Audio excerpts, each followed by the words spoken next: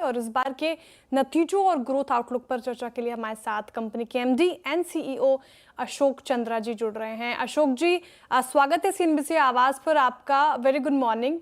थोड़ा दिक्कत रहा नंबर में देखने को मिल रहा है, कारण क्या रहे सर इसके पीछे की प्रॉफिट में जिस तरीके से गिरावट देखने को मिली 48%? नहीं, किसी तरीके की दिक्कत नहीं है, मैं आपको एक्सप्लेन करता हूँ। इनफैक्ट हमने अपने ओल्ड टैक्स रिजिम से नैट टैक्स रिजिम में हमने अपने बैंक को वापस लेकर गए हैं।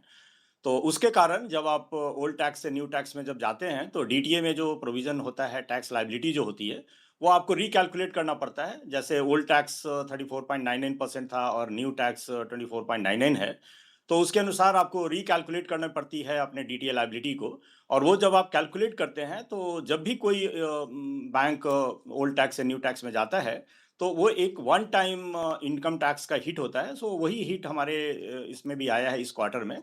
और वो जो कैलकुलेशन आया है वो करीब 3,000 करोड़ प्लस था। तो जिसको हम ऐड अगर करते हैं तो उसके कारण हमारा नेट प्रॉफिट जो है इस पर्टिकुलर क्वार्टर में डाउन हुआ है। अगर हम ओल्ड टैक्स से न्यू टैक्स में माइग्रेट नहीं करते, सेम जो हमारी एग्जिस्टिंग जो पॉलिसी थी उसी को कंटिन्यू किए होते, तो इस क्वार्टर में हमारा नेट प्रॉफिट 5,000 करोड़ प्लस हुआ होता।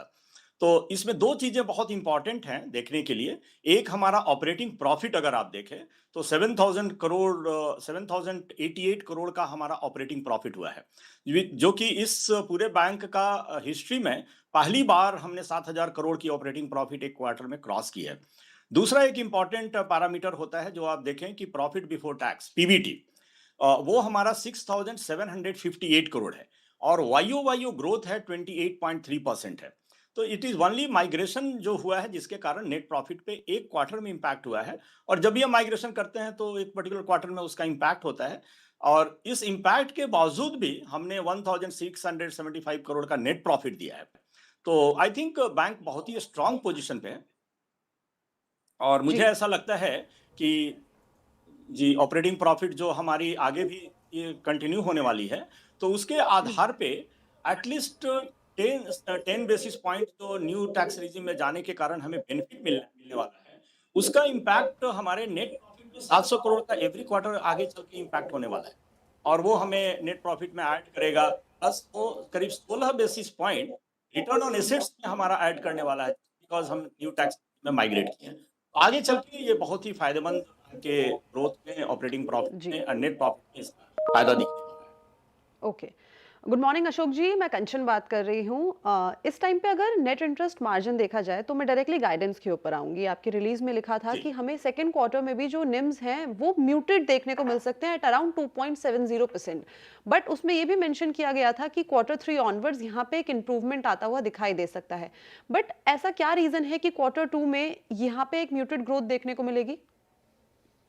देखिए, जो रिपो रेट में जो 100 बेसिस पॉइंट का जो कट हुआ है और सब्सिक्वेंटली जो हम डिपॉजिट रेट में कट करते हैं, तो उसका जो पास ऑन जो होता है और उसकी जो बेनिफिट जो रीप्राइसिंग जो डिपॉजिट में होती है वो थोड़ा लंबा टाइम लगता है। बिकॉज जो कॉन्ट्रैक्चुअल रेट पे हमने डिपॉजिट लिया हुआ है जो 1 साल के लिए या 18 मंथ्स के लिए, आई थिंक वो उसकी जब रिन्यूअल होगी, जब मैच्योरिटी होगी, देन ओनली हम उसके रेट को कट कर सकते हैं। तो उसके कारण थोड़ा ये टाइम लैग लगता है। लेकिन रिपो रेट में जब कट होता है तो 100 बेसिस पॉइंट जिस समय ये पूरा कट हुआ, एक बार 25 बेसिस पॉइंट, 25 बेसिस पॉइंट और 50 बेसिस पॉइंट, तो उसका पास ऑन हम इमीडिएटली नेक्स्ट वर्किंग डेज में कर देते हैं। तो वो पोर्टफोलियो हमारा 47% है जो रिपो लिंक्ड रेट्स हमारे लेंडिंग है, तो उसमें बेनिफिट हमें इमीडिएटली देना पड़ता है। लेकिन डिपॉजिट्स का जो कट होता है उसका बेनिफिट में थोड़ा हमें टाइम लगता है। इसीलिए हमने गाइडेंस दिया था कि निम और एनआईआई Q1 और Q2 में थोड़ा म्यूटेड रहेगा, बट हमने जो ओवरऑल गाइडेंस पूरे साल का दिया है कि 2.8 टू 2.9 रहने वाला है, वो डेफिनेटली हम पूरे साल में मेंटेन करने वाले हैं। और Q3 onwards most of this deposit जो है हमारी वो रिप्राइस्ड हो जाएंगे, तो भी हमें उसका कॉस्ट ऑफ डिपॉजिट्स में उसका बेनिफिट मिलने वाला है। क्वार्टर 3 से आप इंप्रूवमेंट देख रहे हैं, इसमें क्वार्टर 1 तो म्यूटेड ही रहा, 2 में भी थोड़ी दिक्कत हो सकती है। अशोक जी, बिजनेस लोन के मोर्चे पर सवाल करूंगी। बैंक का लोन बिजनेस कैसा है? 6.9% फर्स्ट क्वार्टर में रहा, सबड्यूड ही रहा। इसके पीछे के कारण क्या है और साथ ही कोई स्ट्रैटेजी अपना रहे हैं यहाँ पे सुधार के लिए? नहीं, हमारा जो ओवरऑल द एडवांसेस का जो ग्रोथ रहा है वो 9.8% हुआ है। और उसमें अगर हम सेगमेंट वाइज देखें तो एमएसएमई सेगमेंट में हमारा ऑल टाइम हाई ग्रोथ है, 18% का हमारा ग्रोथ है। कोर रिटेल में भी हम 17% प्लस का ग्रोथ हमारा हुआ है। थोड़ा muted growth corporate loan book में हुआ है, और उसका भी रीजन है कि हमने कुछ जो हाई लो यील्डिंग एडवांसेस थे कॉर्पोरेट बुक में, उसको कुछ हमने सेट किया है। और हमारा मेन फोकस है कि ऑपरेटिंग प्रॉफिट पे कैसे फोकस किया जाए, सो दैट हम नेट प्रॉफिट में हम उसका कंट्रीब्यूट अच्छा कर पाएं। और उसके लिए लो यील्डिंग जो एडवांसेस हैं इन द कॉर्पोरेट बुक, उसको हम थोड़ा सा माइंडफुल हैं, और उसके ऊपर हम उसको अगर हमारे लिए प्रॉफिटेबल नहीं है तो उसको हम सेट कर रहे हैं। लेकिन इसके बावजूद हमारे पास 1,29,000 करोड़ का सैंक्शनड कॉर्पोरेट लोन बुक है। और मैं आशा करता हूं कि the latter part of Q2 and Q3 onwards definitely इस 1,29,000 करोड़ में majority of those loan books are going to be distribute means इसमें डिस्पर्सन स्टार्ट हो जाएगा। और मेरा पूरा विश्वास है कि कॉर्पोरेट लोन बुक भी डबल डिजिट में जरूर ग्रो करेगा Q2 Q3 onwards. Okay. Ashok जी, आपने लोन ग्रोथ की बात करी, तो अगर rest of the fiscal year की बात करी जाए तो 11 से 12% की जो ग्रोथ है उसका अनुमान जताया जा रहा है। इस क्वार्टर में तो हमने देखा था कि रैम की तरफ से एक अच्छी खासी हमें पकड़ देखने को मिली थी, इसमें प्रॉफिटेबिलिटी में भी काफी उछाल था। आने वाले क्वार्टर्स में कौन से ऐसे सेक्टर्स होंगे जहां पे आपको लग रहा है कि स्ट्रॉन्ग पाइपलाइन बनी हुई है? एमएसएमई में हमारा काफी अच्छा ग्रोथ होने वाला है। 18% का हमने इस क्वार्टर में भी किया है, और आई थिंक 18 से ऊपर ही हमारा ग्रोथ आगे वाले क्वार्टर्स में भी होगा। रिटेल में भी हम काफी एग्रेसिव हैं, और जैसा कि आप सभी जानते हैं कि Q1 में थोड़ा ऐसे भी म्यूट ग्रोथ होता है, लेकिन इसके बावजूद कोर रिटेल हमारा 17% का ग्रो हुआ है। तो डेफिनेटली 17-18% से ऊपर हमारा कोर रिटेल में भी ग्रो होगा। और एग्री के ऊपर भी हमने काफ़ी फोकस किया है।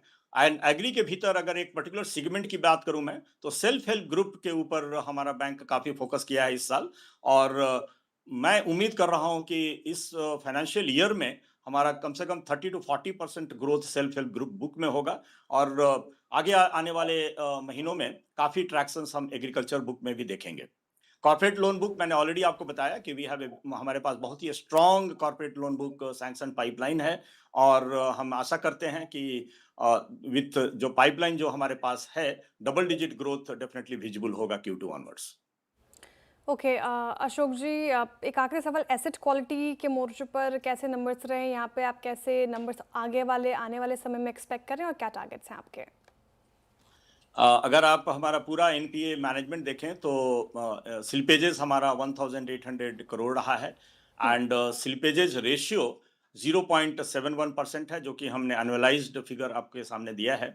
ग्रॉस एनपीए में भी काफ़ी रिडक्शन हुआ है, हम 3.75% पे पहुंच गए हैं। एंड नेट एनपीए भी 0.38% है। तो सारे पैरामीटर्स जो एनपीएस के होते हैं, सारे में अच्छी इंप्रूवमेंट देखने को मिली है, और ये इंप्रूवमेंट आगे भी कंटिन्यू होने वाला है। हमने ऑलरेडी गाइडेंस दिया है कि इस पूरे साल में 16,000 करोड़ का हमारी टोटल रिकवरी होगी। और इस पर्टिकुलर क्वार्टर में, फर्स्ट क्वार्टर ऐसे भी चैलेंजिंग होता है बिजनेस ग्रोथ के लिए और अलग डिफरेंट पैरामीटर्स के लिए, लेकिन इसके बावजूद हमने 3,300 करोड़ का टोटल रिकवरी किया है। और मैं पूरा विश्वास है मेरा कि हम आगे वाले महीनों में डेफिनेटली रिकवरी भी हमारी काफ़ी पिकअप होगी, और रेशियो जितने हमारे एनपीएस के हैं उसमें काफ़ी सुधार होगा। और जो गाइडेंस हमने दिया है वो सारी गाइडेंस को हम अचीव करने वाले हैं फाइनेंशियल ईयर। वेल, तो जितने भी गाइडेंस दिए गए हैं, चाहे वो नेट इंटरेस्ट इनकम के तौर पे हो, चाहे फिर मार्जिन्स के तौर पे हो सकता है कि आने यस वाले मैम। टाइम पे वो फुलफिल होते हुए दिखाई दे। Thank you so much Ashok ji, हमारे साथ जुड़ने के लिए, ये सारी की थैंक सारी यू जो मैम। एनालिसिस है वो बताने के लिए, और all the best for the upcoming quarters. Thank you so much for joining us today.